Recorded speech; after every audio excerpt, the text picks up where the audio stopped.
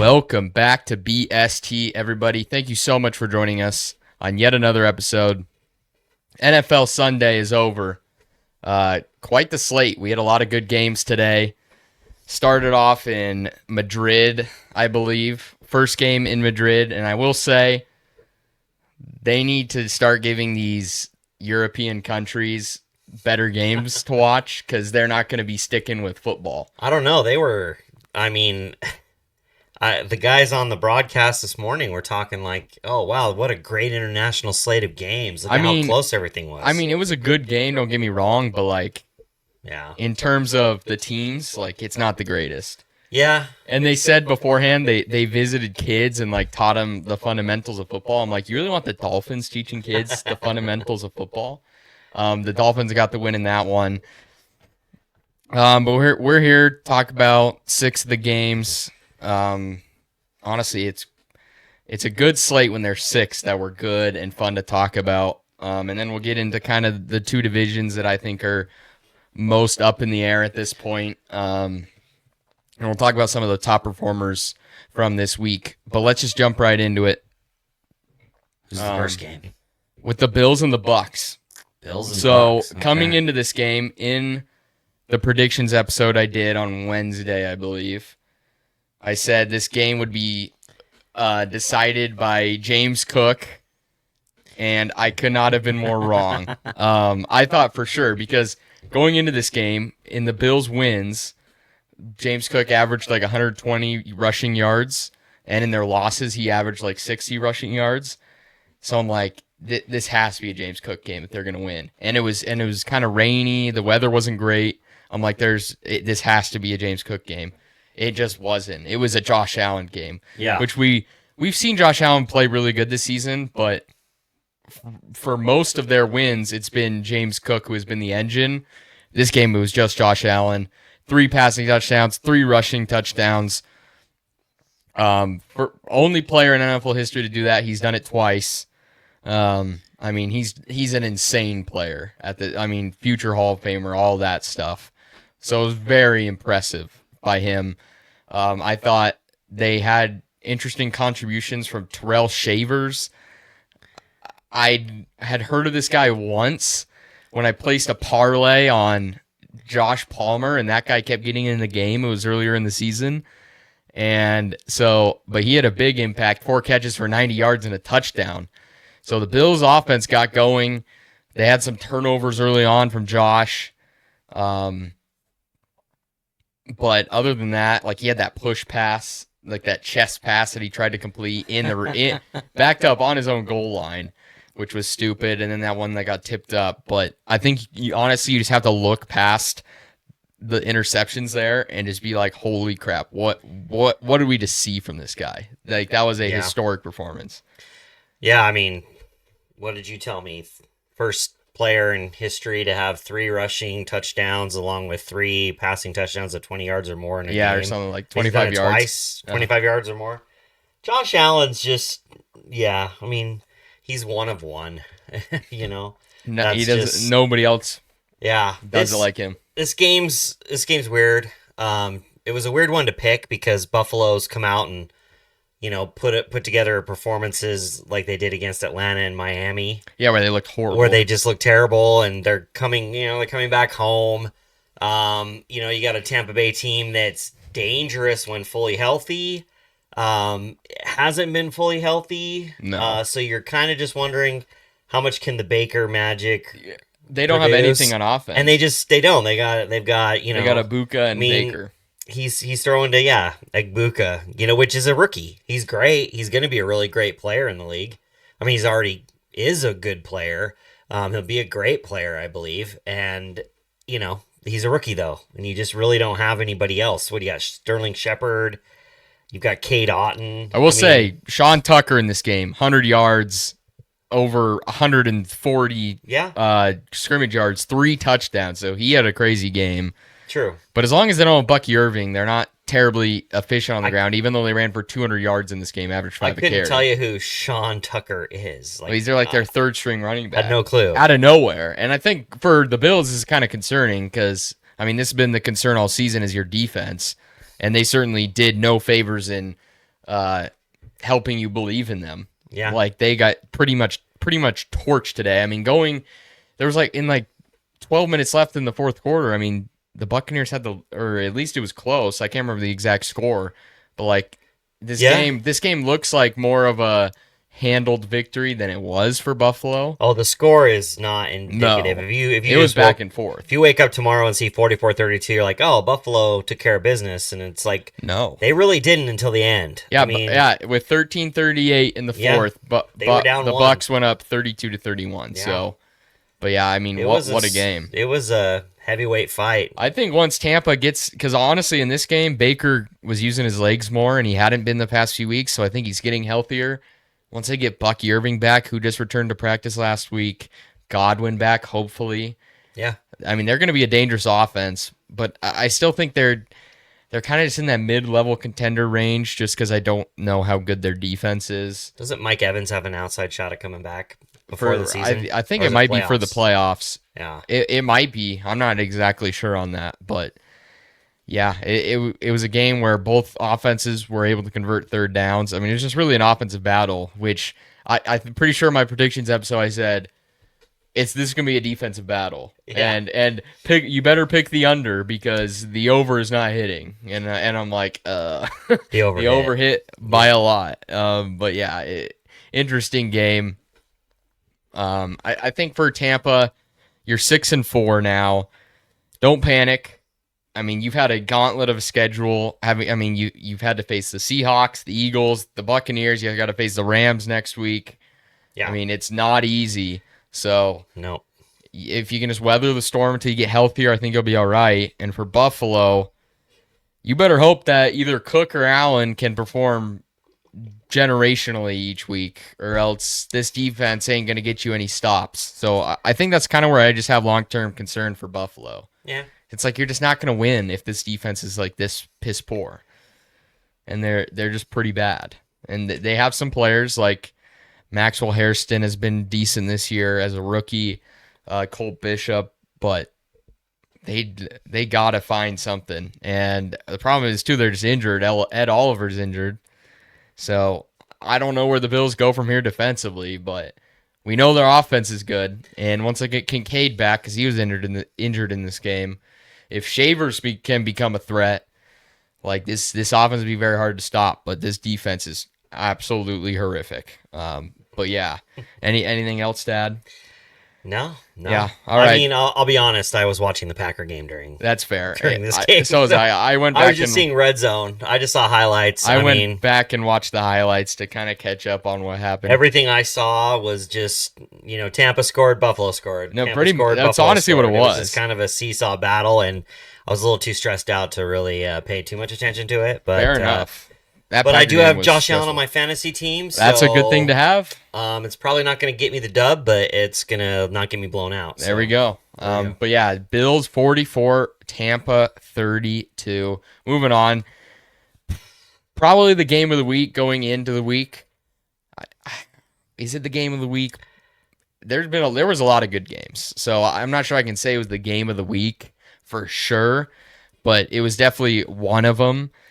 All 6 of the games we're going to discuss are good games. So, but I think the consensus coming into the week is this was going to be the best game on the slate. Division showdown, and it is division showdown. The top 2 teams in the West, the NFC West. My top 2 teams in the power rankings. Most people's top 2 teams in the power rankings. So. I mean, this had it all. It was at home. The Rams were wearing their rivalry uniforms, which were awesome, by the way. The black and the yellow just looked really nice. So, I mean, this had it all. And the questions coming in, can the Rams defense step up and stop Seattle, first off? And can Sam Darnold show up in a big game? And we answered both of those questions. Sam Darnold cannot show up in a big game. 4 interceptions on the day for Sam Darnold. And that was my concern. I will say I was wrong about Sam Darnold. I came into this year being like, this guy's not going to be good. He was good on Minnesota. He had a good O-line, 2 of the best receivers in football, pretty good run game, and Kevin O'Connell, who's a quarterback whisperer. And I'm like, he's going to go to Seattle. They don't have a great O-line. They fixed that somewhat this year. Although they did lose Gray Zabel. When you bring up O'Connell really quick, I mean, he's got to do a hell of a lot more whispering in Minnesota. I don't think McCarthy has ears to hear the whispers. Anyway, not to derail No, us. I agree. Not to derail but us. So I just didn't think all the pieces were there in Seattle. But now we've seen JSN step up to be a number one receiver on par with Jefferson that he had in Minnesota. And we've seen the running game be good. And the MO for Seattle is they want to run the ball down your throat, get you into heavy personnel, trying to stop it, and then they'll just take play action shots on top of you. And the Rams were like, no, that's not going to happen today. Yeah. And they're like, we're just going to put a shell on your coverage, and we're going to force you to play underneath. And it completely messed with Sam Darnold. He was throwing, just some of the throws, it was just like, what's the thought process there, Sam? And I think all of them came off of pressures. So, like, the Rams did a great job with Verse and Young. And, God, I always forget the guy, Braden Fisk in the middle. I can never remember that guy's name. I always mix up his name with somebody. But all those guys had got tons of pressure on them. Did such a good job in the red zone, the Rams did. We also learned the Seahawks defense is legit. Yeah. Yeah, they had a phenomenal game stopping the Rams. I don't know. You sit there as a Seahawks fan. You're riding that. But you've been killing the last few teams you've played.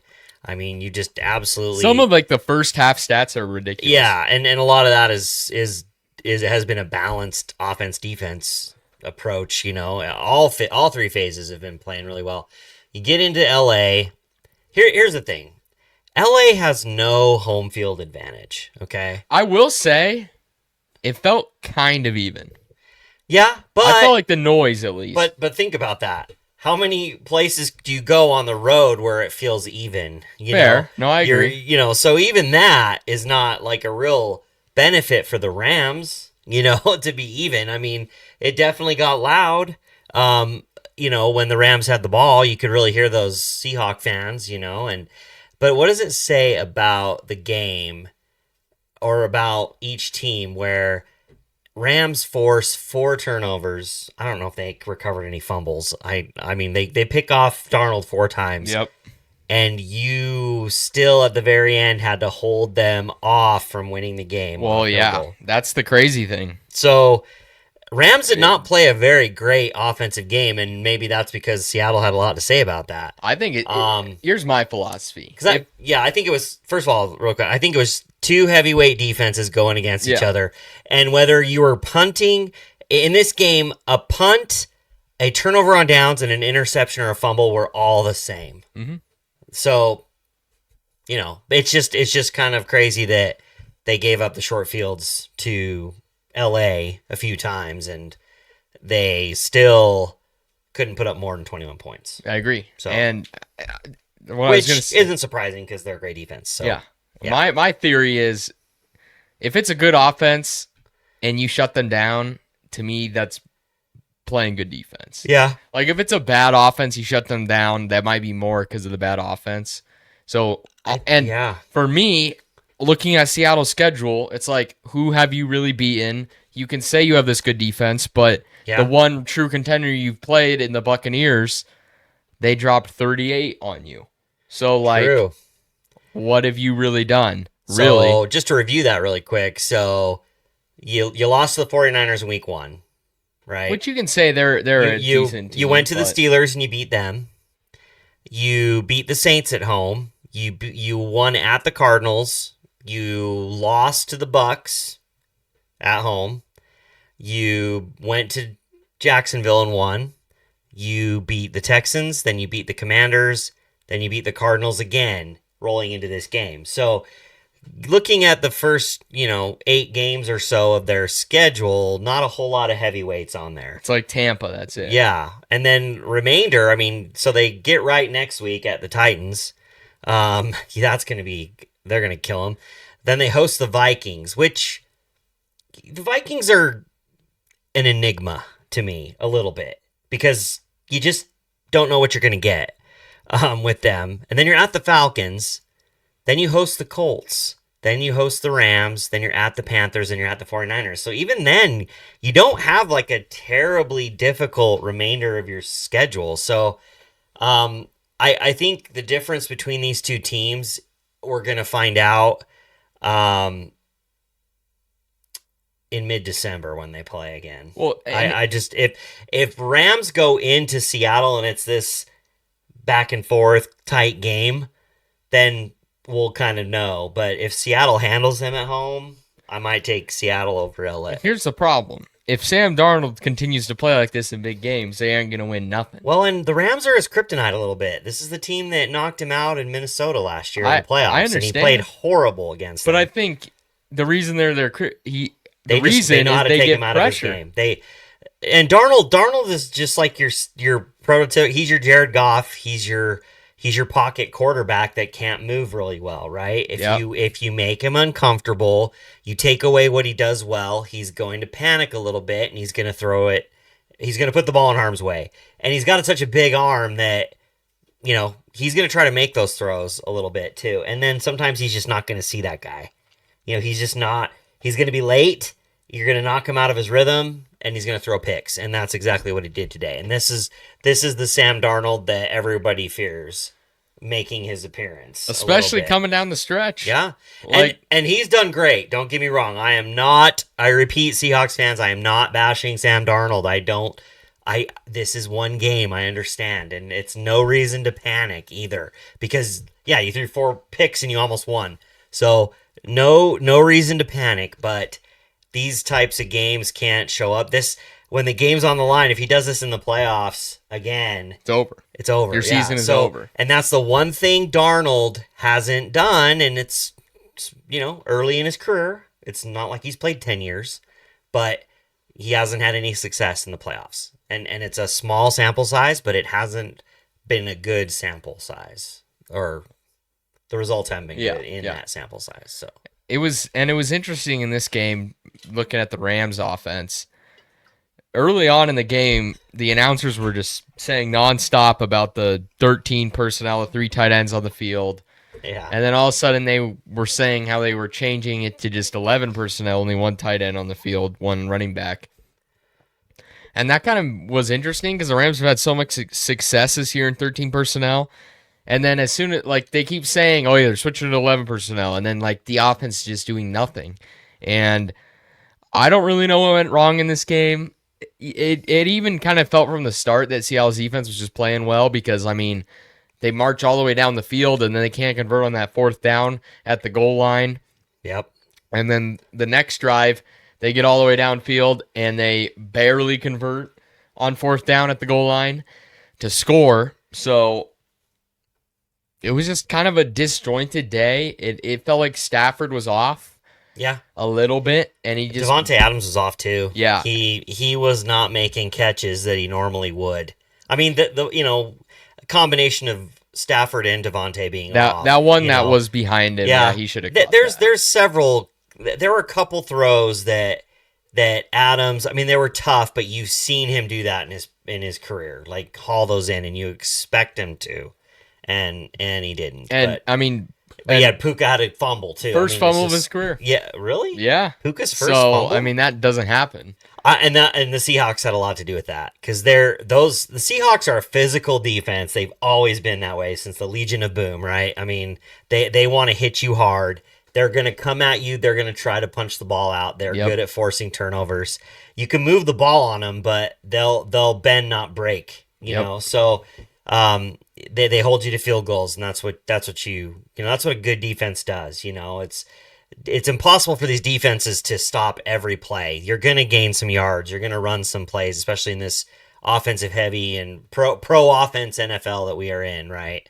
But when it comes down to it in the red zone, when it gets tight, these defenses show out. And Seattle's D kept them in this game despite 4 interceptions of Darnold. So and also in the same sense, and I'm not saying this like for sure, but like in a sense, the Rams defense almost kept the Rams in this game a little bit because I mean, Absolutely. the They did. Seahawks defense got down there multiple times for forced kick field goals. Yeah, no. I mean, if they don't stand, 100%. No, I don't want it to be no, all. I agree. Yeah, I don't want it to all I be get it. just No, I'm not saying. Seahawks defense. It was really, and I think you probably said that in your prediction. It'd be a battle of defenses, right? I said it would.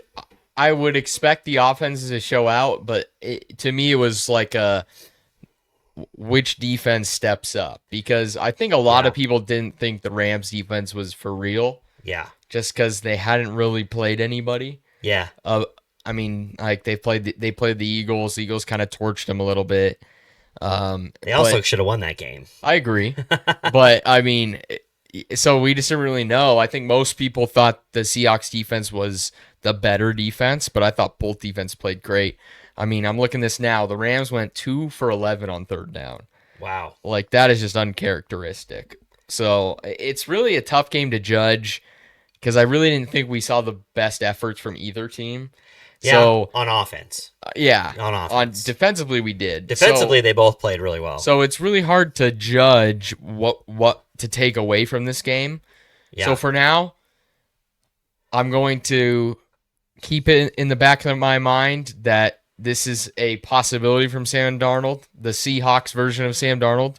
We knew it was a possibility from the Vikings and the past versions of Sam Darnold. It's officially a possibility for the Seahawks version. Yeah. So I'm going to keep that in mind. But despite all that, they were a 61-yard field goal away from winning the game. Yeah. And the defense is elite, no doubt. It is 100% elite, probably top 5 in the league. And for I still think the Rams, even though they didn't play well, are the best team in football. I think you give the nod to Stafford, who's been there, and I think offensively, I mean, they have a good run game, and it's hard. I mean, you've got Puka and you've got Adams. I thought they went away from the run game a little bit. Yeah. Well, especially with Kyron. I think they got a little bit too pass heavy. How many carries did Kyron have? 12 carries. Yeah. Like he averaged 7.6 yards per carry. I felt like giving 8 carries to Corum was pointless. Yeah. Like he didn't do anything. I don't know. I felt like they should have just fed Kyron because I thought he was running really well on the day. But they just, for whatever reason, they want to feature Corum. I don't know. I don't totally agree with it. But I think the other problem for Seattle is they love running the ball. They're the number 1 team in the league in rushing percentage. In terms of how many plays that are rushing plays, they just don't do it terribly well. And that's sometimes a problem when you want to build your game off of the running game. Yep. Especially when you're trying to get teams like the Rams, who were very stubborn in doing so, to break out of the too high shell. It's just like if you're not really breaking down the defense with your running game, it's just not going to happen. And the Rams were like, you're not doing that much. Yeah. Your longest run was 25. So, I mean, like, that's a good run, but, like, we'll take that.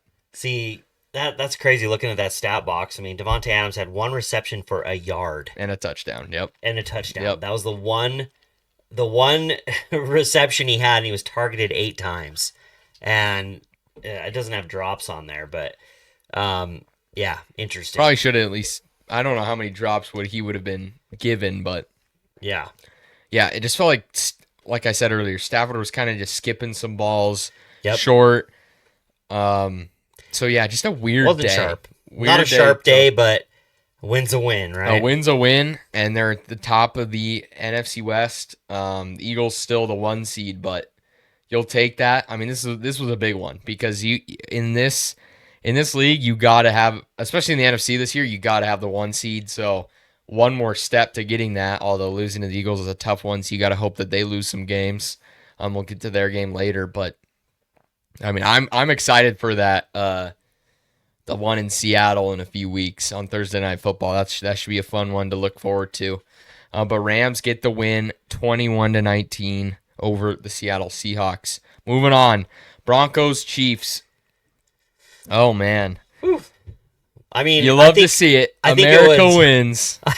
I think it was as anticipated as Seahawks Rams. I think it was, but everybody was kind of like, Are the Broncos really going to win? I mean, It's hard Chiefs to were know. favored. Yeah, hard. Yeah, road favorites, which they're the Chiefs. They're gonna be favored over a lot of teams. Going into this regardless week, of record. Going into this week, they had the highest Super Bowl odds. Oh yeah, which is ridiculous. Yeah, it's Mahomes, right? I get it, but like the Chiefs.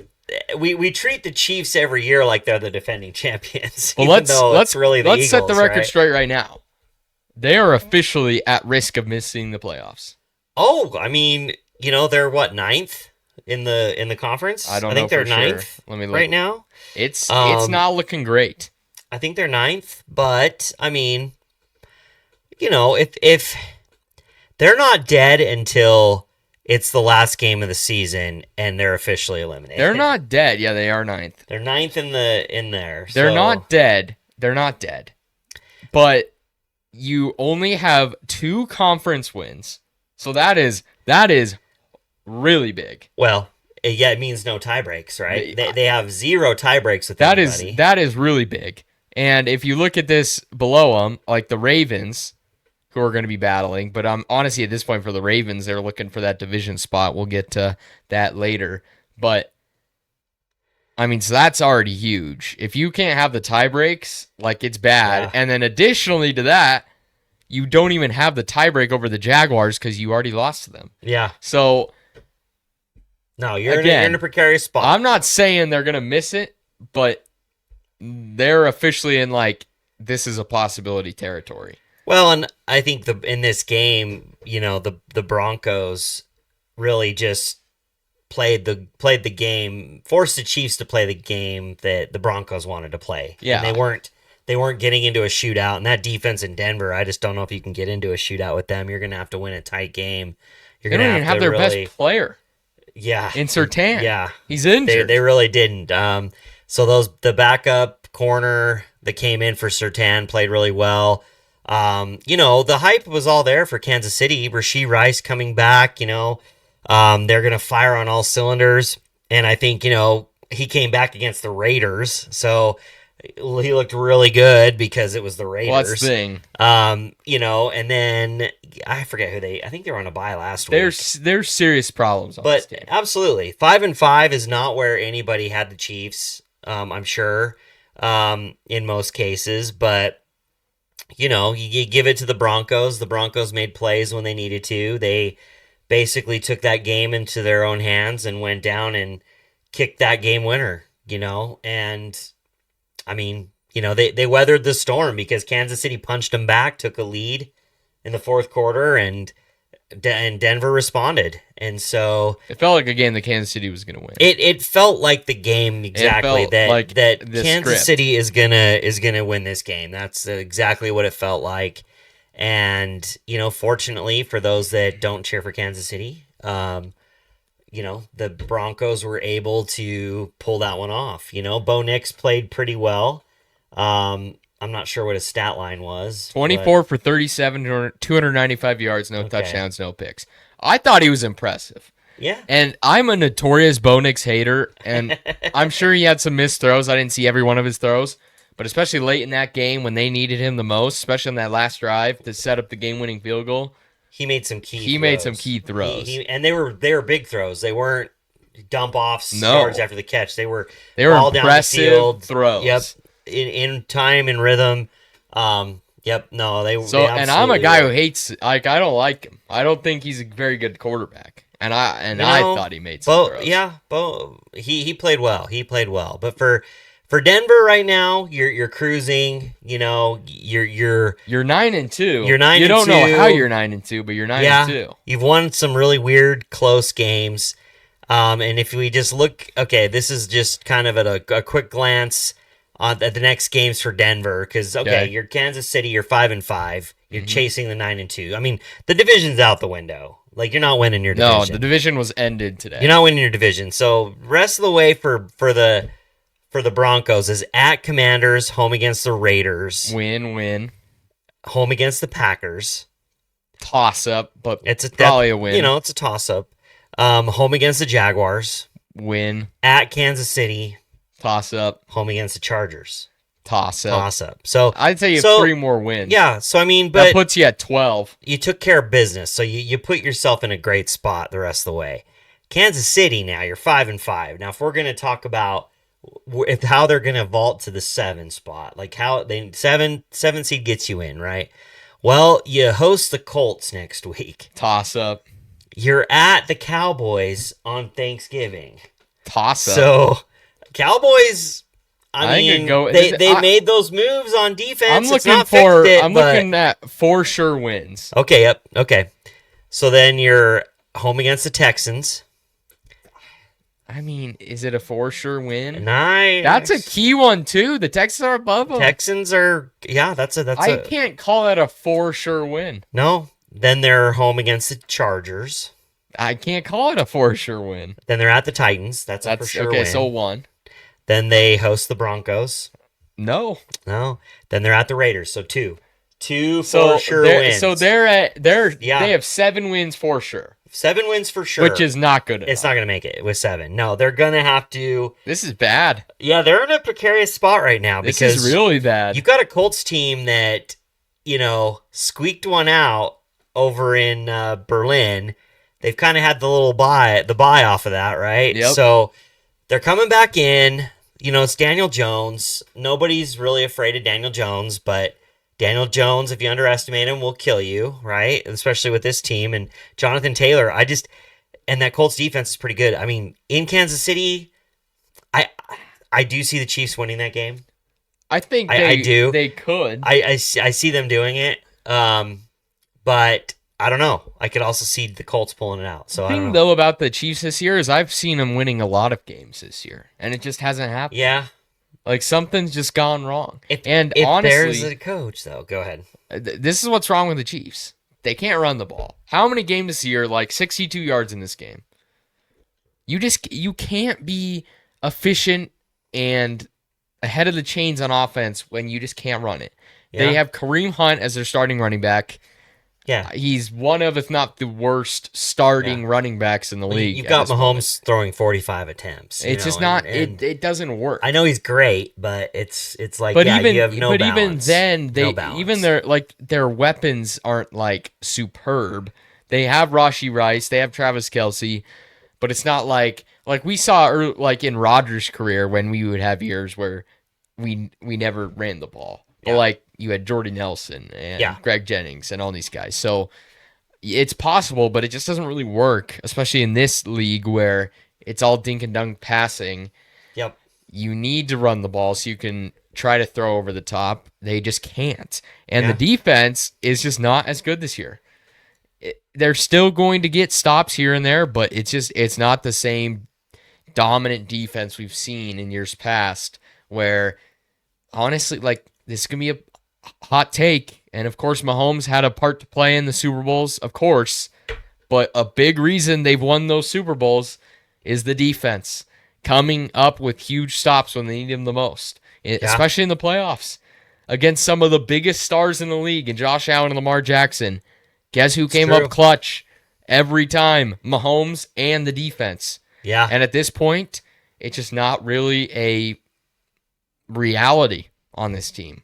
So those problems come up week after week for the Chiefs, and it might lose them their season. And I don't know. I still feel like the Chiefs will find a way. They probably will, just because they always do. And if there's, I still think they're better than the Jaguars. Yeah, if you're counting on the Jaguars to close it out, you're not gonna. But I think the problem is I still think they're better. But all they've got to do is beat out Houston and Jacksonville, and they're in the 7th seed. But the problem is they've just thrown themselves in such a giant hole. But then it's so weird too, because then they've had these games where they beat the Lions, and it's I know, what is this team? It's I can't really fathom who these guys are. I think if you've got to put money on, but seriously though, for the 7th seed, if you're sitting there looking at the Jaguars who are 6-4, the Texans who are 5-5, and the Kansas City Chiefs that are 5-5, Kansas City's going to get above those two in some way. So I think they're going to do it. They're going to squeak in as a 7, the 6 or the 7, somewhere in there. And they'll right the ship because I just think Probably. that's the case. And I mean Pacheco, I don't know what his status is if he comes back. He's not a dynamic runner either, but between the two of them, they'll have a little bit of, they'll have a little bit of offset there with each other. So I don't know. The thing is though, we don't want Kansas City hitting on a Saquon Barkley or some type of big runner, or we're right back where we were all these years. They tried to trade for Breece Hall. I know. That would have been unfortunate. We don't want them to get a big time running back. So I would hate for them to get Jeremiah Love in the draft. That would suck. Yeah, but I doubt he'll reach them. But miss the playoffs might end up perfectly. I don't like if you told somebody coming in this year the Chiefs would miss the playoffs. Nah. Like that's just unfathomable. But that's what happens when you lose the Jaguars. Yeah. And you drop games like that. It's just. But and I don't even. But also like the Chargers losing 35-6 to Jaguars. Like their team is freaking destroyed. Yeah. Missing both their tackles, and it's just like injuries will do that. So I mean, they could easily drop out of this thing. So it's just it's a division where the Chiefs have won like the past 9 times. Like that's over. It's just crazy to say. And I know some people will say the dynasty is over. It's like it's just on pause. But what is interesting is it's like that's just what shows you how crazy the Patriots dynasty was. It's like this never happened. They never went 5-5 to start a season. There was a big gap between Super Bowl wins, but they were there. But in the middle of that Super Bowl wins, they went to the Super Bowl. Yeah. So it's not. Yeah, and they were constantly making the playoffs, winning playoff games. So, absolutely. But it's just a different league. The league's kind of caught up a little bit, so it'll be interesting to see. If Andy Reid stays as the coach, I mean, he may retire. Who knows? I don't know. That's the thing. If Andy Reid, I mean, he's there as long as he wants to be, and so it'll be interesting to see how they go. But in this game, congrats Bronco fans, you walked away pretty happy. Well, yeah, and the thing about the Broncos, they've played this team really tough the past few years. They just haven't gotten it done. Yep. I think they did beat the Chiefs with Russell Wilson in 2022 or whatever, but it still wasn't great. Yeah. So, I mean, to do this, it's huge. Yep. Because I mean, this feels kind of like beating like your big brother that's just been bullying you for the past couple years, and you finally get to him. And I mean, the thing about the Broncos is we know their defense is elite. Once they get Surtain back, their defense is borderline unstoppable. I mean, they are a very, very good defense.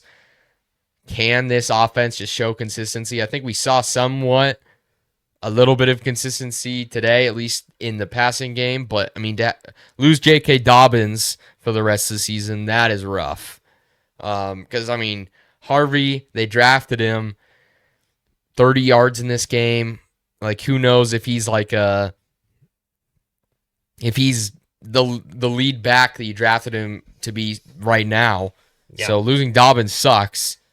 But I still think this offense has what it takes to maybe be good enough to win some playoff games. But that's kind of where I'm at, teetering on the edge of like, is this Broncos team good enough? But this is a huge win for the Broncos, 22-19 over the Chiefs. Let's move on to the Packers game. We're there already, huh? We are. Packers are an unserious football team. It's frustrating. I mean, you don't want to complain for a win, but it feels time and time again we play these games where the exact same things happen. Undisciplined football. I honestly didn't think penalties were horrible in this game. Let me check. How many penalties do we have? It didn't feel like a lot. 5 penalties. Yeah. And I think a couple of them were on special teams. So that we've come to know the Packers special team sucks. Yeah, the false starts weren't there. The defensive penalties really weren't there. I don't know if we had any might have had one pass interference penalty on the defense. But I would say that felt improved. Yeah, no, it felt like they played a cleaner game from a penalties perspective. But from the drops perspective, what do we have? 8 drops. Jordan Love had 11 incompletions. 8 of them were drops. Yeah. So that was a problem that was really prevalent last year. Oh, yeah. And it seems to have come back. And we also had, 4 or 5 dropped interceptions. I saw this question brought up. There's no way to calculate this, but was this the single most value to a game lost by dropping the football, both defensively and offensively, in NFL history? Value dropped, winning percentage eliminated by dropping the football. I don't understand that. You know how if you catch a touchdown, you're adding to your win probability. Oh yeah. Yeah. Is this most win probability lost by not catching the football both offensively and defensively? Oh. It has to be up there. Because you dropped 8 catches and you dropped 4 or 5 interceptions? That is ridiculous. And I don't know why we can't catch a pick on defense. It is mind-boggling. A couple of them, one hits Carrington Valentine right in the chest because he tried to chest it instead of catching it, which is why he plays corner. We always drop, I guess. the picks. But there was a couple of them where they kind of the defenders bumped into each other. One of them had a chance. The ball's there. Other defender kind of hits into them and they can't come up with it. There were a couple of them that deflected balls. The worst one I thought was Valentine, which was surefire, but hit his hands. Yeah, but that happens, and Winston's going to give you some of those, and they do get the pick to end the game though. So that's what was important. So if it'd have been a much different game without the drops and with the picks, I think it would have been very lopsided. I think we'd probably score 40. Yeah. The telling thing to me was that, the Giants really just moved the ball pretty well on this defense. They were Jameis Winston was walking us like a dog down the field. Here's kind of the, looking into this, because how many times have we seen Winston come in for a team and create a spark? He brings a spark to a team. The Giants looked pretty sharp and they looked pretty inspired to play. And I think that's because they don't have Daboll anymore. And I think, I don't think that Daboll was necessarily all of the problem in New York. I don't think he shoulders all of that. But sometimes when you change it up and you got an interim coach, you got a new feel for everything, there's a different excitement, there's a rally. And then you got a guy like Jameis Winston that just rallies people, right? People like to play for him. Fair. And so you had, guys stepping up. But, we play a soft zone. And there's guys that can just find the holes in the zone. And Winston's experienced enough to hit him. He's got a strong arm. That's why he throws so many picks. What I'm disappointed by, I get it. We play the soft zone. But it's like when the soft zone works and you get them into 3rd and 8, Go get the quarterback. We just aren't. The Packers are still what the Packers have always been. They give you a ton of yards in between the 20s. We will let you get into field goal range, and we will try to force you to kick a field goal. But I think sometimes we give up touchdowns doing that. Better than years past, I feel like we've given ourselves opportunities to get off the field, and we just don't. There were a lot of missed tackles in this game. They had that screen pass to either Singletary. They had multiple screen passes on 3rd downs when we try to bring a blitz and they're dumping it off and getting first downs. There were a couple of them, but he made a lot of plays just over the middle or just streaks to the sidelines. Guys made good catches. They had some drops as well that they didn't corral that helped, they completed 65% of his passes, right? So 22 first downs to 19. 10 of their first downs were on passing and 10 were on rushing, and then they had 2 on penalties. So, it felt to me like watching it, you clearly had a team in Green Bay that's kind of reeling, right? They're 2-game losing streak, 2 bad losses. The worst, obviously, to Carolina. Losing to the defending champs is, what you're probably expected to lose. But no business losing to Carolina. No business losing to Cleveland. So it's just some bad losses and poor efforts out there. And for a big chunk of that game, it felt like it was the same old story I've been watching all the time. And I think there were 2 main differences in this game that I didn't see in any of the games thus far. We played the Giants. Okay. Well, one was we got punched in the mouth in the fourth quarter, down 1 point, right? And then we come back out and we throw a pass to Dobbs that looks like a catch but isn't, a streaker to Golden down the sideline that isn't even close, and all of a sudden it's 3rd and 10. And I'm thinking, we're not going to get this. Like, we're seriously not going to score. That's what I thought. We're not going to score. And the way that the guys were kicking, the kicking game was horrendous on both sides. Just with the wind, there were 30-mile-per-hour gusts coming through there, and the kicks were going crazy. But it was, I don't know, the wind or whatever was affecting the snaps, and on all sides, not a good day for kicking. So you're sitting there down 1 point, and you're thinking, we're at the 40 of the Giants, and you're just like, it's 3rd and 10. Like, what the hell are we going to do? And, Love bought some time, and he threw a good ball to Savion Williams down to the 20. And converted that. And I was like, okay, positive play. It was a great throw. Way to buy time. And then I'm thinking, okay, so here we are. We're down there, 6 minutes. Not liking how quick we're going a little bit now.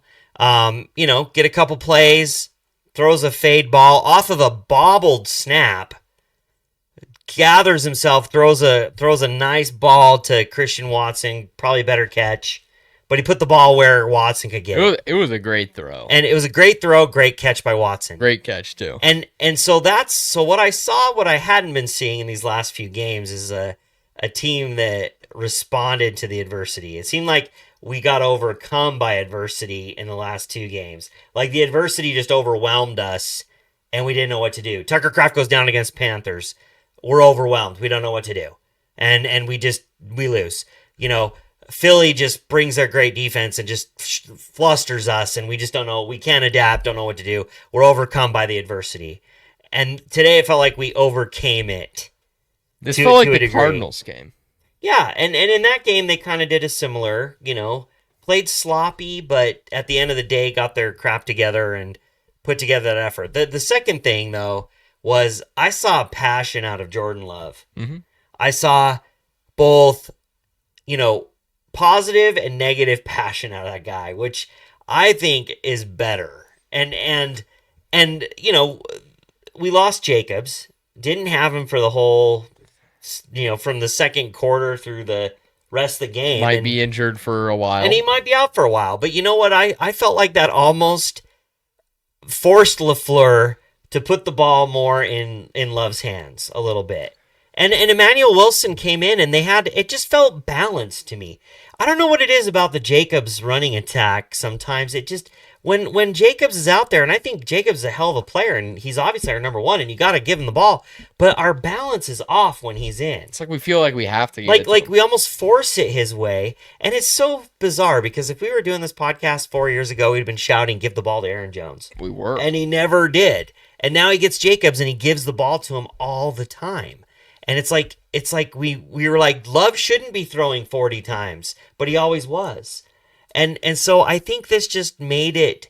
He just put the ball. It's a little more balanced attack with Wilson in there. It was almost like LaFleur was like, okay, yeah, they're gonna really key in on Wilson. I really need to open it up to something else, And they overcame it, and the defense, for all the yards that they allowed, they came. Parsons came through in a couple key possessions. They turned them over fourth down in the red zone.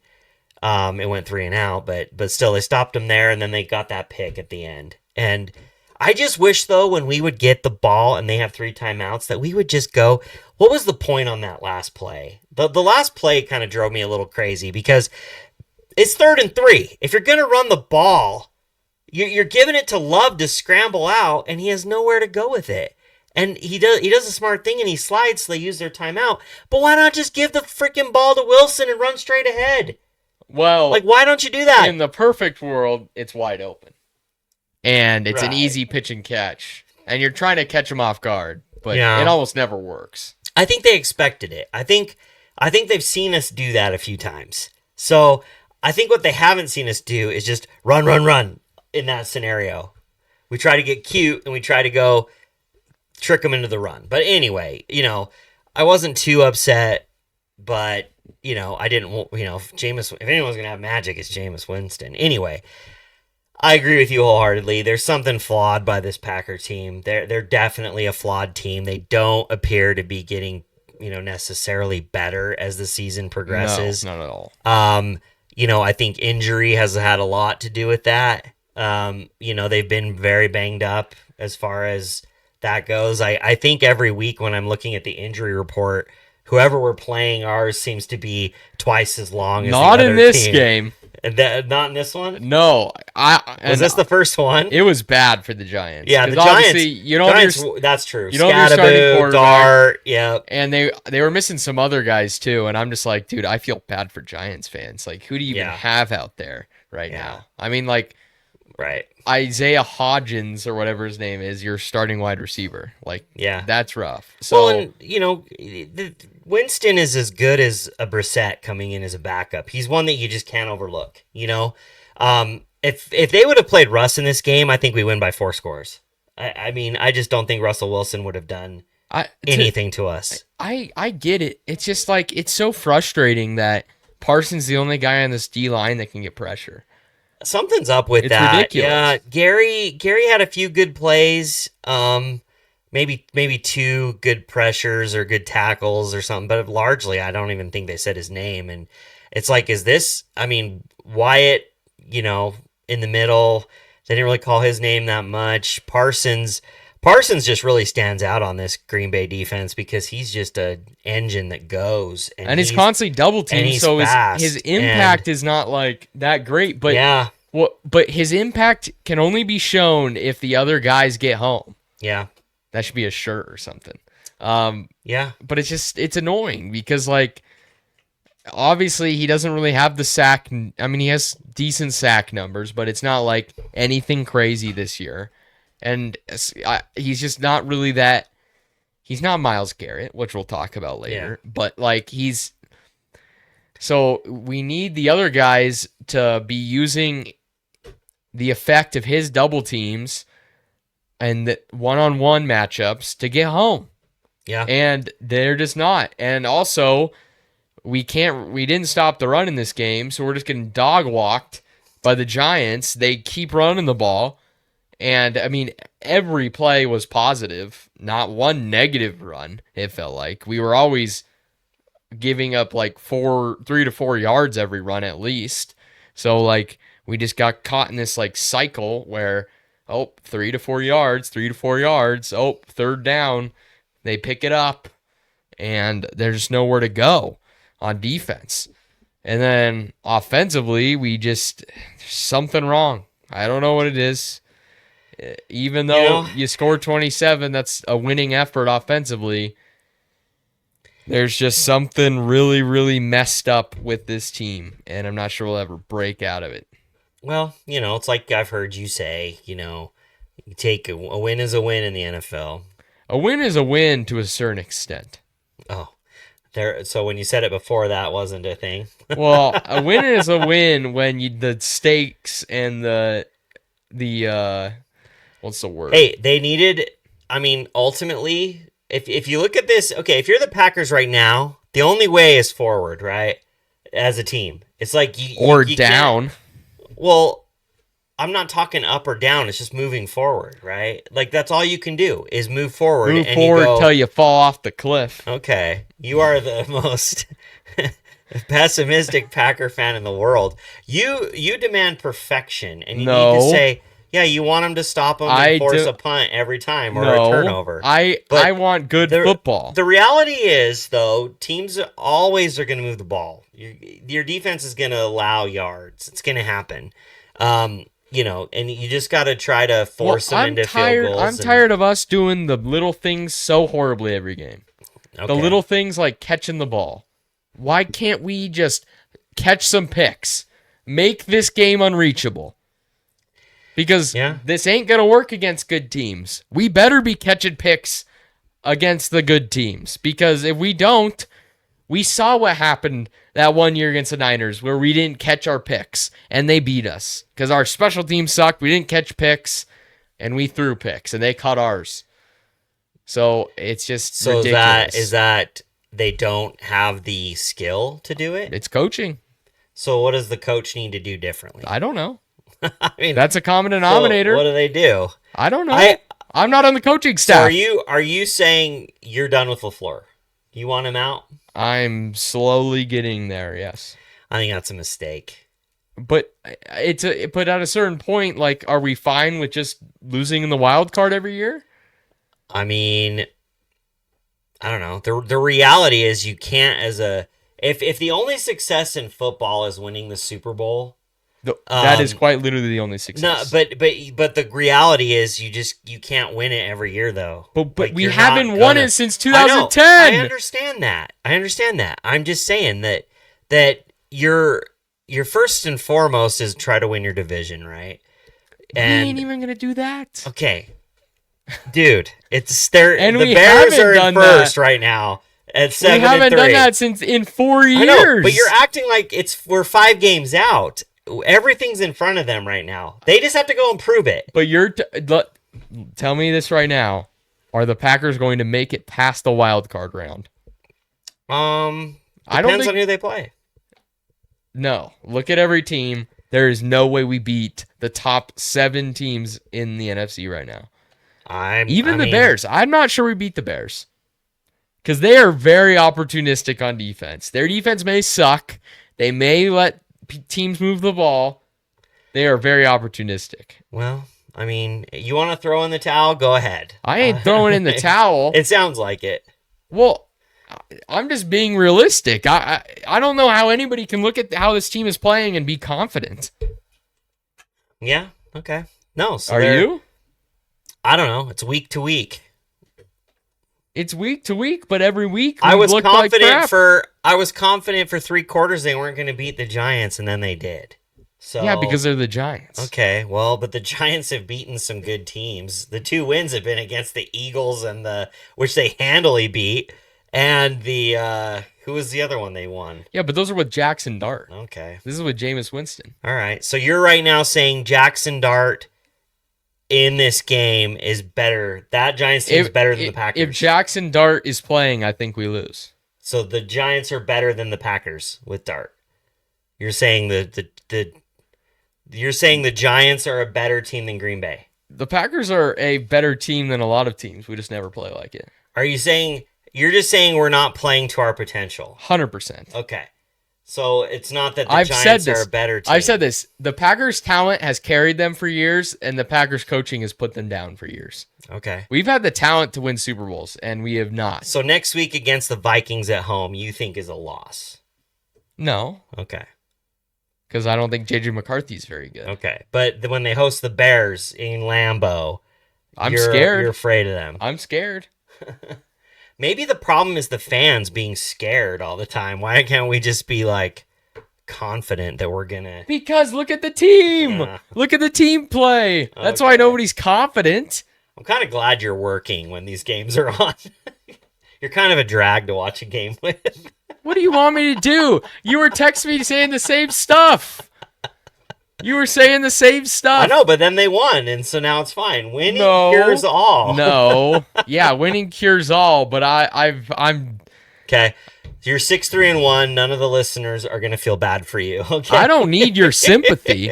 I'm not asking for sympathy. Yeah. I'm saying how I feel. So let me get this straight, too. So say, as bad as that Panthers game was, and they squeaked it out with a field goal or something, and they won, And then the Browns game was similar. That field goal didn't get blocked, and they won that game. And they're sitting here now at, what would they be? 8-1-1. Would you have the same concerns? Yes. You'd have the same concerns. Because I look just like in this game. I don't look at the win. I look at how they played, and they're not playing good football. They're making enough mistakes to lose against good teams.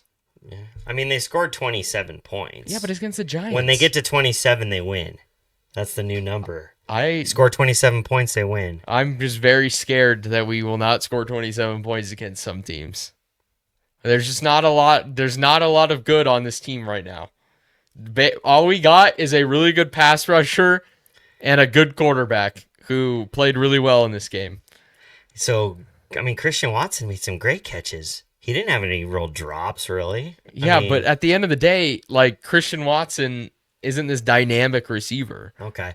So in your mind, that's all coaching. Injury has nothing to do with it. Well, I think we have one severe injury. What, Tucker Kraft? Yes. That's it.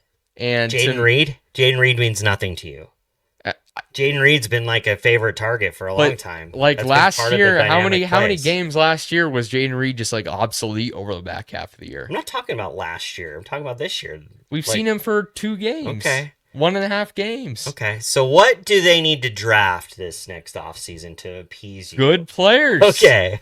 Pro Bowlers, all pros. No, I'm serious. This is the Packers window. 2026. It's going to get worse. This is supposed to be the best team they have for the next 4 years. Okay. It's true. So this is their window right now? Yes. 26 only this year or the next 4 years? Well, technically, as long as you have Jordan Love and Michael Parsons. Okay. But in terms of money, how much you'll have free to spend and get better players, this was supposed to be the best team. That is concerning. That is extremely concerning. Okay. What? Nothing. Just, are we done talking about the Packers? Yeah, we should probably be done. Packers win 27-20. And it sucked. They were horrible. They are correct. All right, moving on to the Bears. Who are awesome. The Bears are the best team in football. They are killers. Did I just mute myself? No.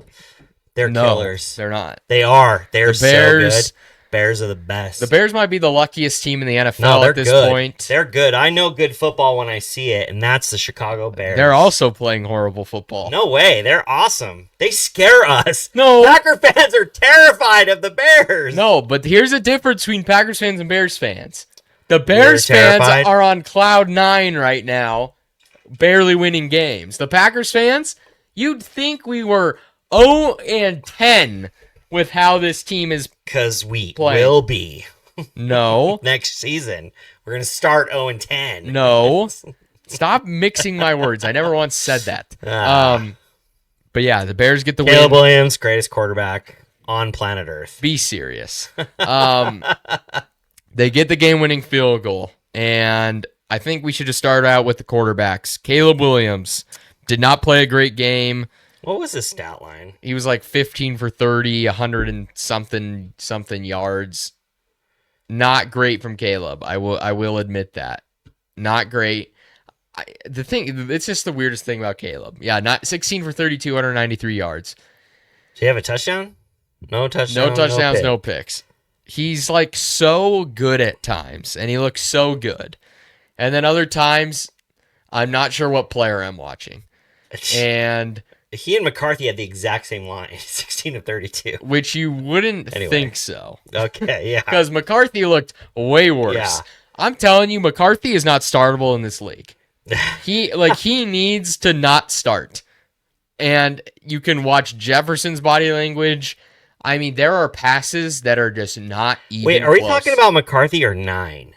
Oh, yeah, sorry. 9. Okay. We 9. covered that on our last episode with Jaden and Jason. It was so funny. You've seen the clip, right? No, I haven't. Oh, God. I haven't. You got to watch it. Okay, it is the funniest, cringiest thing ever. Oh, wait, you mean the clip that JJ did? Or JJ you guys McCarthy did? Oh, yeah. Yeah, no, I've you've seen it. that. Okay. Yeah, sorry. Yeah, that I have. I thought you were talking about your guys's. And it's so funny now because now every time he makes a bad play, it's like, that was 9 right there. It's like, dude, why did you ever say that? Like, you have ruined it. You have ruined your career, basically. Well, and we have to give a shout out to our we'd love to say friends of the program, but they're not yet. But Paul Farrington Show. If you guys ever want to check out Vikings fan, they do a great show. They're one to check out, and they are just they're down in the dumps. They're down in the dumps. They got a little bit of positivity when they beat the Lions, but now they're kind of feels over. They're running pretty low at 4-6. But when they come in next week into Lambeau and smack the Packers by 2 touchdowns, then they'll be on. If that happens, I'm retiring as a fan.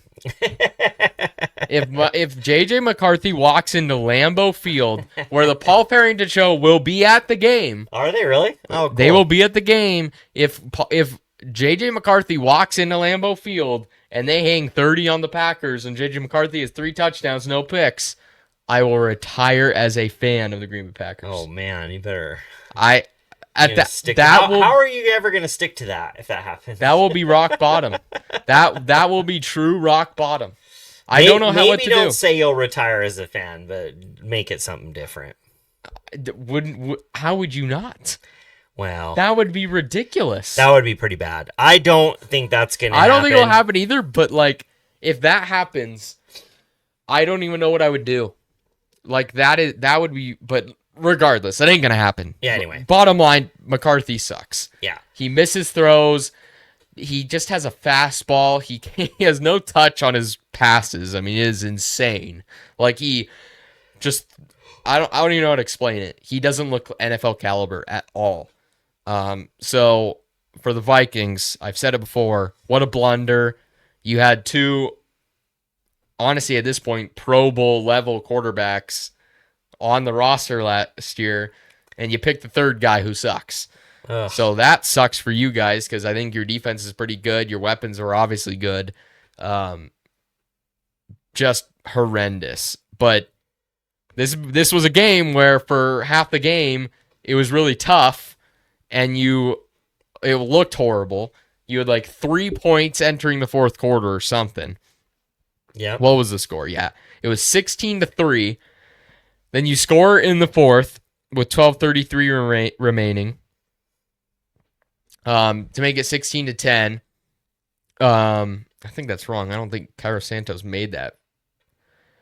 No, he didn't. No, that's at the end of the game. They mixed that up. But then McCarthy, similarly to that first game against Chicago, has kind of a legacy drive, and you're like, holy crap, they're going to win against Chicago. The weird thing about McCarthy is that he's generally bad the whole game, but then suddenly it's maybe 9 shows up. And, so 9's only a 2-minute drill. Yeah, 9 comes on, and I don't know what it is, but it's odd because he doesn't play well, but then in the clutch moments, in the either tail end of the first half or towards the end of the game, and in a crucial drive, he shows up. He shows up. He's accurate. He makes the throws. That throw to Addison for the touchdown, that was a pretty good throw. Yeah, and honestly, it was very close to the one he got picked on. Yeah. So it's just such a weird experience. It must be a crazy roller coaster for Vikings fans. But then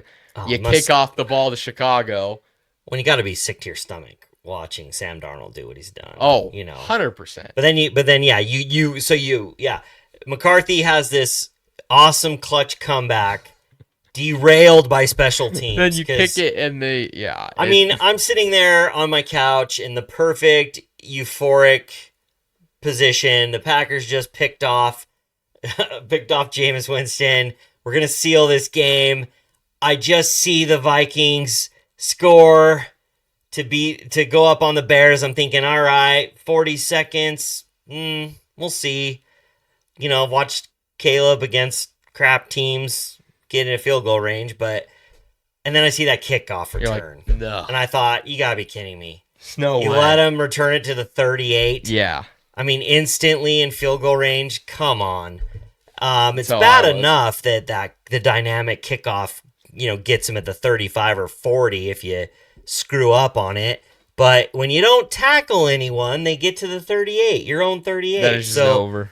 Yeah, it was crazy. It's like they just dropped them in field goal range.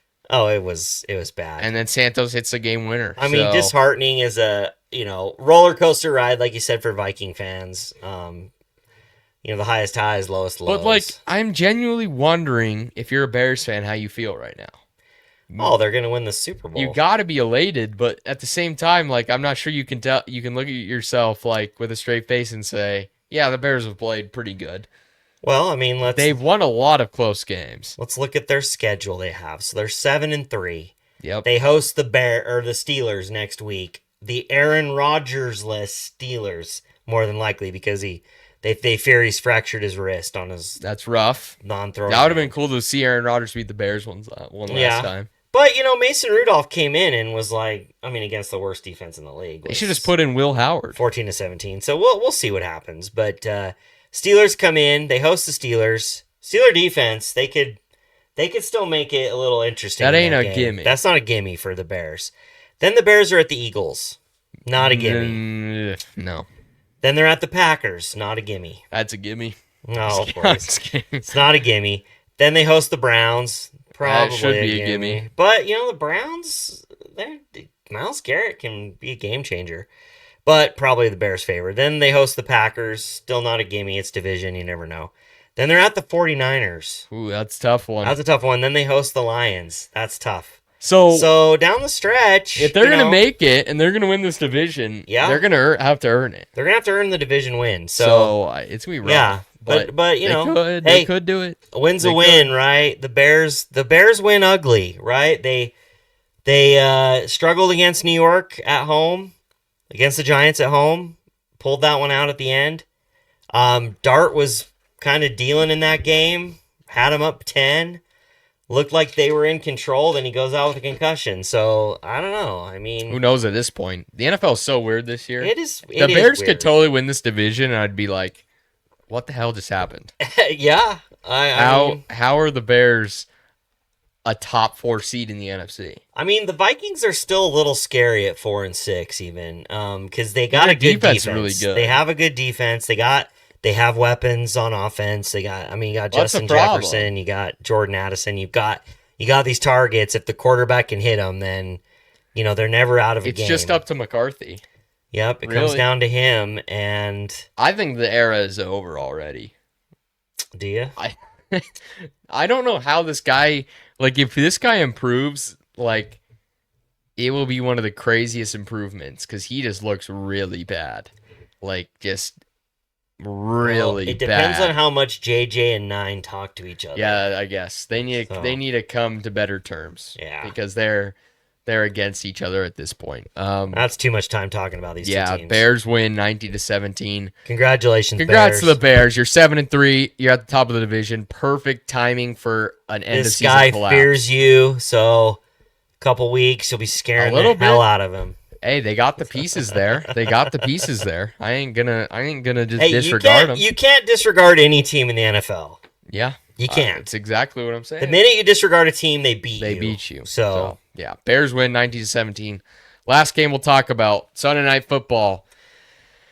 Oh boy. I was hating on the Eagles big time this past week. I didn't think they were very good. I thought the Lions would win pretty handily. I was very wrong. Eagles defense might be back. My main points with the Eagles were they can't run the ball. They didn't run the ball well tonight. They don't play as good defense. They can play good defense apparently again because now they've just basically shut down the Packers and shut down the Lions in back-to-back games. And very similarly too. Yeah, it looked the Lions looked just like what the Packers looked like last week. Just Goff and Jordan Love looked almost like identical back there, just like bewildered on what they were doing. And and I think the Lions and the Packers are both they feed off of big plays. Mm-hmm. And when you take away big plays, they don't really know what to do. And that's been the thing. And And too often with both of those teams, you're seeing teams kind of dictate play against them. And it's like if you can limit possessions for Detroit and for Green Bay, like those teams that like to score on big plays, if you can limit their possessions, you're in a really good spot to win the game. I agree. And the Eagles are just really good. They're really good at looking bad without you realizing how good they are. And especially offensively. Oh yeah, offensively they put you to sleep. I do think their offense sucks. Yeah, they're not very good on offense, but they are really good at taking away what you do well on defense with their sudden, defense. Though. They've turned that on in the last. Well, what's weird weeks. to me is like going into the Packers game, like all these Packer guys were saying this Eagles defense is, but you can move the ball. Yeah, and then out of nowhere, it's like these past 2 weeks they've just been on fire, and now like they're 8-2. They've obviously won their division. They have won their division for weeks now. But I mean, they got to be the favorite for the 1 seed because now they got the tiebreaker over the Rams. They got the tiebreaker over the Lions. They got the tiebreaker over the Packers. Like, I mean, they're going to be the 1 seed, most likely. Yeah, you're going to have to go into Philly.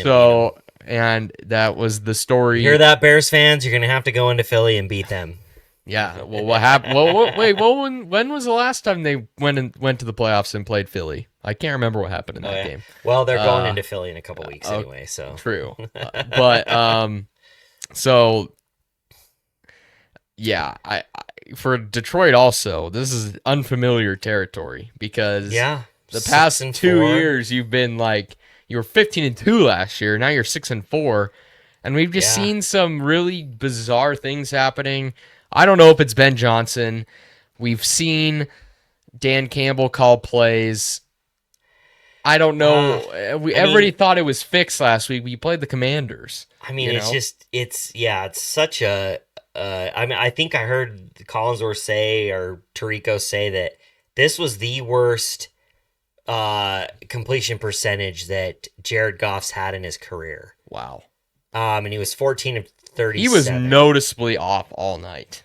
So he was 38%. He was just really, really badly off. Yeah, he like skipping passes behind the receivers.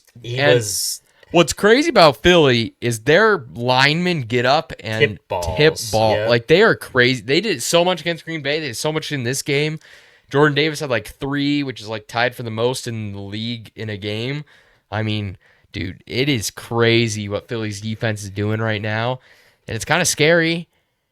Again, their offense still is garbage. Jalen Hurts, like, I don't want to hear nothing from Eagles fans. Like, Jalen Hurts is buns. He's horrible. Well, and you look at, you just look at what they did in this game, like, to Detroit. I mean, you target a guy like Amon-Ra St. Brown, who always seems to be open. You target him 12 times, he has 2 catches. And it's just ridiculous. It's crazy. And the only big plays really were Jameson Williams. I mean, that touchdown drive, the only touchdown drive that Detroit had, what was that, back in the second quarter? And, I mean, they scored so fast in, like, 2 plays. Yeah. St. Brown and then Williams, and it was like, bam, they're in the end zone. You're like, okay, this is the Lions offense that I'm used to. And then they never did it. They never duplicated it. It's like Jameson Williams, he went and, like, hugged the goalpost, and they jumped onto the goalpost, and they threw the flag, and they pushed it back to a 48-yard extra point, which with the conditions was, not even close. So it's almost like that just took the wind out of their sails, and they just, on offense, never duplicated that. There were a couple screen passes to Jahmyr Gibbs that he gained 40 yards, but they're throwing him deep in their own zone, so he's getting them maybe across the 50 or getting them down into, field goal range, but then they'd sack Goff or something. Or just negative plays. And, the Lions just look like lost in this game, and it's not what I thought it would happen at all. Me neither. I think you were saying they were going to kill Philly. I thought they would. I didn't think Philly was very good. And the one positive out of this a little bit was I think there were at least two false start penalties on the tush push, which is rare. And actually Detroit stopped the tush push on one of them, which was another questionable thing. I mean, if Philly's going to do anything, they'll beat themselves at some point because they keep doing these stupid bonehead time management mistakes where you're deep in your own territory. I know the tush push always works, but what if it doesn't? And it didn't, and then that really gave Detroit some life, but then they just But even Detroit sucked on fourth down. Yeah, they tried the fake punt, and then they went for it on fourth multiple times. Were they 0 for 5? They had to have been bad. Or maybe they had converted one late. 0 for 5 on third 0 for 5 down. on fourth. That's crazy. And 3 for 13 on third. That's wild. Like, yeah, they were really bad, and they just couldn't run the ball. We've seen that at times this season. I felt like the officiating in this game was pretty bad. That call at the end was horrible. That was a terrible pass interference on Rock. What's his Rock name? Yassin. Yeah, Rock Yassin. Yeah, that was a terrible call against him. It's crazy, but yeah, Detroit's 6-4. They're 100% better than the Packers. Yep. And let's see what their remaining schedule looks like. Try to figure out what Detroit's facing. 6-4. I mean, they host the Giants next week. Dart might be back for that game. It's probably a win. They host the Packers on Thanksgiving. They host the Cowboys after that. Then they're at the Rams. Loss. They host the Steelers. Win. They're at the Vikings. Win. Then they're at the Bears. Win. So, yeah, they're probably setting up okay then. It's just a weird year. Nobody feels their best. I think that's the main thing. It's like the weirdness isn't just affecting a few teams. It feels like it's affecting all the teams. Like Philly, they're horrible on offense. They don't look good on defense, yet they keep stopping you. And it makes you kind of just like, it almost is like they do it in a fashion that makes it look more like the offense they're playing just can't execute, right? But it's really they're doing it to them. Like, yeah, I don't. But honestly, the plays were there for Detroit in this game, and they missed on multiple opportunities. And that had a lot to do with the pressure Goff was feeling. He wasn't. They take him out. They take your quarterback out of his rhythm, and I think you could argue last week there were plays that the Packers could have made. The plays were there, and they didn't execute. Similarly to this, so yeah, it's weird. It's a very weird league because, I mean, nobody's really separating themselves. I mean, I know the Rams and the Seahawks look to be the best, but I don't know. I mean, you go next week, the Bills could lose to the Dolphins again. Yeah. I mean, it's so bizarre. Like the Bills went into the Falcons and lost huge, and the Falcons can't beat anybody now. And so it is a very weird season. It is the toughest season to pick that I've seen. So that's why as a Packer fan, I don't, I look at the schedule and I go, nobody's really firing on all cylinders. I agree. So I think it's up to each team to just do it. I mean, look at the Broncos today. I mean, there were questions on whether they could move the ball and score on offense. And they kind of took it to the Chiefs there in the second half, especially, and just scored when they needed to score and put points on the board where we were like, you struggled to score against the Raiders. It's like, it's very weird. Anyway. It doesn't make sense. Oh, so bizarre. But yeah, weird Monday night game or Sunday night game. Eagles win 16-9, proving me wrong. Let's move on to the top performers of Week 12. All right. Myles Garrett. Get him off the Browns, please. This guy is just not on to Kansas City. A Hall of Fame. Yeah, that would be horrible. Not to the Chiefs. This guy is just a Hall of Fame talent. Hall of Fame Put him resume. over on the Bills. Something like that. So he had 4 sacks, 5 QB hits, 5 tackles. I saw the stat. His average get off today was 0.6 seconds. So that's just his get off from when the ball is snapped to when he's rushing the passer. Yeah. And that's the fastest by any player this season. The second fastest is 0.73, which is also him. Wow. So he owns that. He has the fastest get off in the league. That's He's also crazy. the first player in NFL history to have 12 sacks in 6 consecutive seasons, and is on pace for 25.5 sacks, which would break the NFL record of 22.5 sacks held by Michael Strahan and TJ Watt. He is having a generational season, and I don't know why the hell he ever re-signed in Cleveland. I mean, literally, this past offseason, he said, I love it here in Cleveland, but I want to be somewhere where I can win. And then they're like, you know what, Miles? Here's $45 million. And he just caved. He's like, I don't like winning that much. It's like, dude, so many other teams would have paid you the same thing. And it's like, just, if he would have forced a trade out of here, he'd be having this season on a contender. And imagine him in the playoffs. Like, what sucks too is it's like, man, now he's getting up to that age. It's like he's kind of not worth anything now. Well, he's not worth what you'd give up for him. And also, it's just like he might not ever make the playoffs to do it. Oh, I see. He's Like he's not in the. I don't know. I think he's probably signed like a 4-year deal or something. Like, yeah. This is really not a good spot for Myles Garrett right now. Yep. But great performance. Jacoby Brissett. Whoa, he lost. I don't care.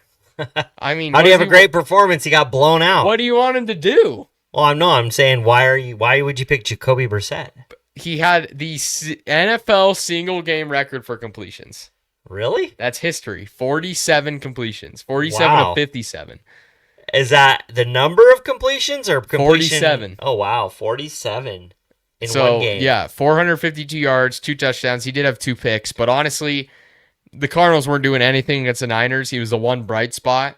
And I feel like if you have an NFL record, you should be shout out on the That's just top surprising. performers. I know. I agree. I thought that stat was Brissett crazy. Would own that? That's crazy. Yeah, so great game from Jacoby Brissett. Bryce Young. Holy. Bryce Young just has to play the Falcons, and he plays well, apparently. Yeah. 31 for 45, 448 yards, which is the Panthers' single-game record for yards, which breaks Cam Newton's record of like 432, I believe. 3 touchdowns, 123.2 rating, and the game-winning drive. Legacy game from Bryce Young. It's weird because we see him play like this sometimes, and then he just looks horrible, like against the Packers. Inconsistent. So I don't really get it, but I really want Bryce Young to succeed at the end of the day. Josh Allen. Crazy game from Josh Allen. We mentioned it earlier. 19 for 30, 317 passing yards, 3 touchdowns. He did have 2 picks, but I mean, who cares? 40 rushing yards, 3 rushing touchdowns. First player in NFL history to have 3 passing touchdowns of 25-plus yards and 3 rushing touchdowns in one game. And he's also the only player in NFL history to have 3 passing touchdowns and 3 rushing touchdowns in one game. And he has 2 of them in his career. Wow. So he's in a league of his own at quarterback. Just an outstanding player, one of the best talents we will ever see in this league, and a for sure Hall of Famer. And then lastly, Sean Tucker. What a game from Sean Tucker. We talked about it earlier, but, I mean, you don't have Bucky Irving. You're the third stringer behind Rachaad White. And you got 106 rushing yards, 34 receiving yards, and 3 total touchdowns. He just had a fantastic game. Kept the Buccaneers in the game. Was kind of like their big play threat, really. So big game from Sean Tucker. Those are this week's top performers. Stay tuned for next week to see who they are. Moving on to our second to last topic. If I had to ask you right now, who is going to win the AFC North? Baltimore Ravens. You think? Mm-hmm. I don't know. Before this game, I would have said Baltimore, but like Steelers are 6-4 now. Is a huge win against the Bengals, but I guess now with Rodgers' injury, yeah, I would tend to agree. who knows how long Rodgers will be out, but I still think that Steelers with Rodgers, I don't think beats the Ravens twice. That's fair. I also That's the just only didn't think the reason. Ravens played like great football. I'm not sure that they're a great team. I think neither team is like Yeah, Super Bowl caliber. I don't know. A team can get hot though. Fair. I just think we've seen better Ravens teams and they still can't beat the Chiefs or Yeah. Well, anybody. they don't. They may not have to worry about the They Chiefs. couldn't beat the They Bills. might not be able to beat the Bills or whoever else is in the mix in the So AFC. I would agree. I think the Ravens and I think the Yeah. Bengals.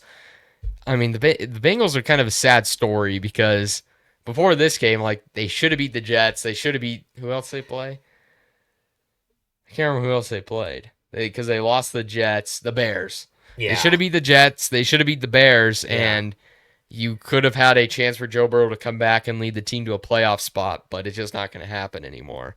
And the Browns obviously suck. So, yeah, I would probably have to go Ravens as well, Yeah. just because they're the healthier team with Rodgers out. But you never know. Steelers defense is pretty good, so who knows? That's fair. All right. Lastly, if I had to ask you right now, who is going to win the NFC North? Probably Detroit. That's probably what I would say too.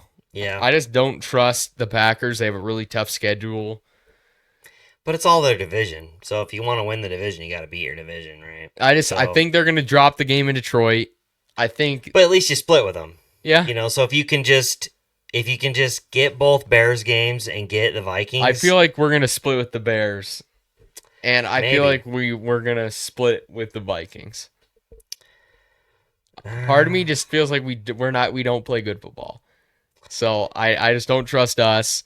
I think we'll win the home games. Yeah, that's what I'm I think thinking. we'll win the home games. And the Bears are kind of just fool's gold. I don't think they're really a 7-3 football team. I think they're closer to like 6-4 or 5-5. Really, I mean, I think they've gotten pretty lucky in games, barely squeaked out victories. Which at the end of the day, you don't complain for winning, but I think that's just kind of the truth that we're seeing. So, and the Lions, they just got the pedigree, and it's really hard to bet against them. And they're right there too. Yeah. And they have the tiebreaker against the Bears for now. So I just think they're gonna. I was trying to remember who. So for the Packers' remaining schedule, so your non-division games are the Broncos and the Ravens. That's rough. That's a tough one. And 'Cause then you'd you have have to the go rest of the into- division. But there's something weird though. I could see the Packers going into Denver and winning that game. I don't sure know hope why. so, but I just think I mean, at I just that think point, we're gonna move on that defense. yeah, I don't know. I don't know, man. Depends on That's how gonna be a long tough Jacobs is out too. one. That's a pretty big blow. Jacobs out, Tucker Kraft. We I already mean, couldn't run the ball. sometimes it's just not your year, and I think this just isn't the Packers' year. Nothing is coming together at the right time. Yeah, I for mean, it to be the year. there's a lot of football left to play. Things can happen, A lot but of football left to lose. well, I mean, we keep saying like, can there be a win that could propel them? And I thought that was Pittsburgh. Me too. I thought that was going to be Pittsburgh, and it wasn't. It's gonna have to be Detroit on Um, Thanksgiving. It's going to have to be that game, and they got to come motivated to play. And the good thing is, Goff is a stationary target back there. If we get the pressures like we did on him before, you can disrupt what he likes to do. Fair. But they got to start playing better on defense, stopping the run. We got to have guys step up.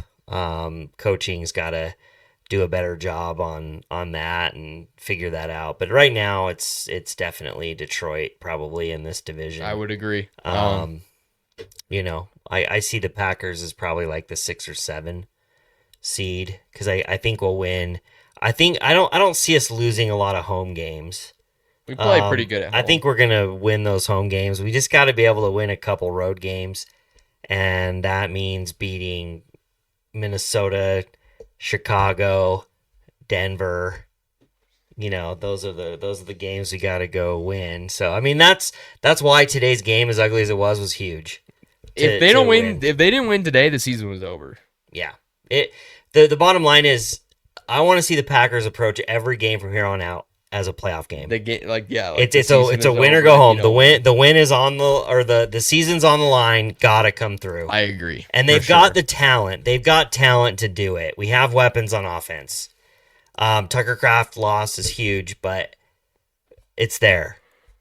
They just got to go finally do it. And maybe putting the ball in Love's hands might be the best way to go.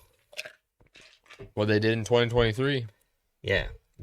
We'll see. Which 2023, I don't want to living in the past, but 2023 was such a weird switch that flipped because it felt like there was no switch. Like there was, they weren't playing well, and all of a sudden they played well. And I don't know what happened. The ability to play with house money is such a weird, and that might be what it was because nobody had them. Right? And it's just impossible to do that this year because even if they start playing good, it's well, this is what we expected. Yeah. When the expectations are so low and you can just play free and you get hot, it's such a crazy. That's what effect. the coaching staff needs to do. They need to be nobody believes in you. Yeah, I know. And they got to drown out the noise. And go off of nobody believes in you. Nobody thinks you're going to win this game. And go prove it. I agree. We'll see if it happens. But yeah, thank you guys so much for watching. Please like, subscribe, comment, all those things. It's greatly appreciated. Thank you for joining the show. Enjoy a great Monday Night Football game between the Raiders and the Cowboys. We will all be enjoying that. Absolute barn burner. Yeah. But yeah, thank you guys so much for watching. And we'll see you in the next one. Peace.